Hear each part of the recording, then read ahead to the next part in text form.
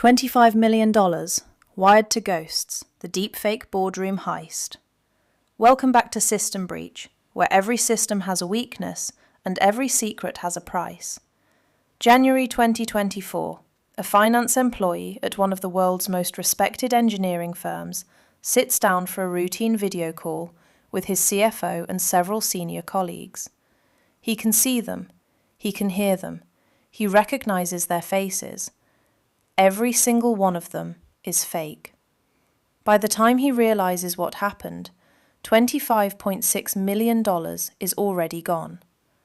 This is the story of the most sophisticated deepfake corporate heist ever documented, and why the money has never been found. To understand why this heist worked, you first need to understand who they hit. Arup, founded in 1946, London-based, one of the most decorated engineering and design consultancies on the planet. Their fingerprints are on some of the most recognisable structures in the world. The Sydney Opera House, Beijing's Bird's Nest Stadium, built for the 2008 Olympic Games, the Etihad Stadium in Manchester, over 18,500 employees, offices in 34 countries, decades of institutional reputation. A company like Arup runs on trust. Trust between offices, trust between leadership and local teams, trust that when a senior executive gets on a video call and gives an instruction, that instruction is real. That trust is exactly what the attackers decided to weaponize. Arup's Hong Kong office, like most regional outposts of a large multinational, operated with a degree of autonomy. Local finance teams processed transactions. Communication with UK-based leadership happened regularly over video calls, a workflow that had become entirely normalised in the years after remote work became standard practice. The attackers had studied this. They knew the structure. They knew the hierarchy. They knew the faces. And they had been preparing for months. Before a single dollar was transferred, the attackers built their weapon. And they built it entirely from public sources.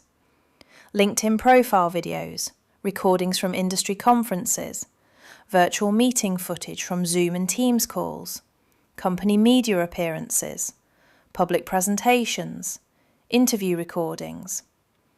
Hong Kong police confirmed it after the investigation began. The perpetrators had developed AI-generated deepfakes of the CFO and colleagues by leveraging existing video and audio files, all gathered from online conferences and publicly available company materials. No system was hacked to obtain this material. No credentials were stolen. They watched, they recorded, they trained their models. Modern neural voice synthesis requires as little as 20 to 30 seconds of source audio to replicate a person's voice convincingly. The attackers likely had hours of material.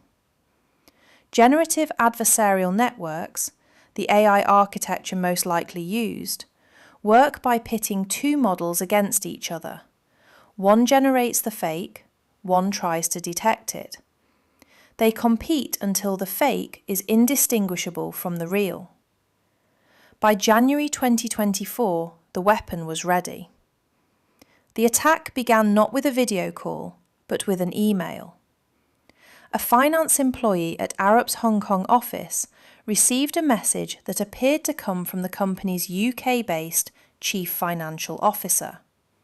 The email was direct. It referenced a confidential transaction that needed to be carried out urgently, and it stressed secrecy. The employee's instinct was correct. He suspected it was a phishing email. He almost walked away. Almost. The attackers had anticipated the employee's skepticism. Because the email was never meant to close the deal, it was meant to open a door. The employee was invited to a video conference call to discuss the transaction, and when he joined, there they were. The CFO, several colleagues, faces he recognised, voices he knew, a professional meeting environment, the kind he had been in dozens of times before. Senior Hong Kong Police Superintendent Baron Chan Shun-ching told the city's public broadcaster RTHK directly. In the multi-person video conference, it turned out that everyone the employee saw was fake. Every participant, every face, every voice. Artificial intelligence, running in real time, generating the CFO and his colleagues well enough to convince a trained finance professional that he was in a legitimate executive meeting. The psychological mechanics of what happened next are important. The employee had started the process sceptical. His instincts had flagged the email as suspicious. That was the correct response. But the attackers had given him a verification mechanism, and that verification mechanism was itself the attack. He saw faces he recognised. He heard voices he knew. He was in a room, virtually, with authority figures who were collectively directing him to act. The verification layer didn't support his judgment. It overrode it. Following instructions given during the call, the employee made 15 transfers across 5 separate Hong Kong bank accounts. 200 million Hong Kong dollars, 25.6 million United States dollars, wired in a single day. Gone. The fraud was not discovered by a system. No algorithm flagged the transfers. No internal security tool raised an alert. It was discovered because the employee did something completely routine. He followed up. Days after the call, he contacted Arup's actual corporate headquarters in the UK to discuss the secret transaction he had been asked to carry out. The executives on the other end of the line had no idea what he was talking about. No transaction had been authorized. No meeting had been scheduled. No CFO had made any such request. The company's real leadership had never been on that call. Arup notified Hong Kong police in January 2024. Police went public with the details of the incident in February. The company itself did not publicly confirm it was the target until May 2024, when CNN reported that Arup was the unnamed multinational at the centre of the case. Arup's Chief Information Officer, Rob Grieg, was direct in how he described what had happened. This was not a traditional cyber attack. No systems were compromised, no data was stolen, no firewall was breached. He called it technology-enhanced social engineering. The attack did not go through the firewall, it went through a person. Here is what makes this case different from every corporate fraud that came before it. The attackers did not need inside access. They did not need stolen credentials. They did not need a mole inside the organisation. They needed LinkedIn, conference recordings, a few hours of publicly available video, and an AI model that had been trained long enough to be convincing. The entire security architecture of a company like Arup, firewalls, intrusion detection systems, encrypted communications, two-factor authentication, was built on one foundational assumption, that the attacker would try to break in. These attackers never tried to break in. They were invited. As of late 2025, the investigation by Hong Kong police remains ongoing. No arrests have been announced.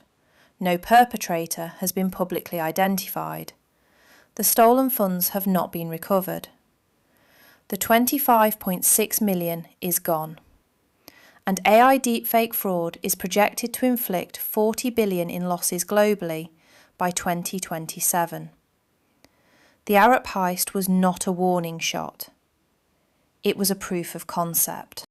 15 clicks, 5 accounts, one call to a boardroom that didn't exist.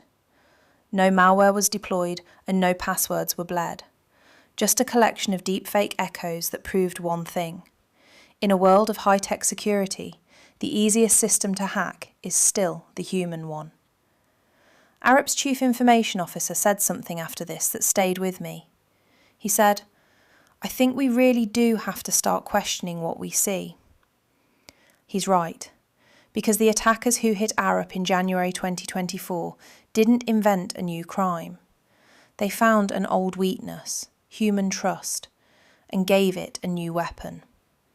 And somewhere, right now, someone is training a better model. Every system has a weakness, and every secret has a price. If this episode made you look twice at your next video call, share it with someone who needs to hear it. System Breech drops every other Thursday. We'll see you in the dark.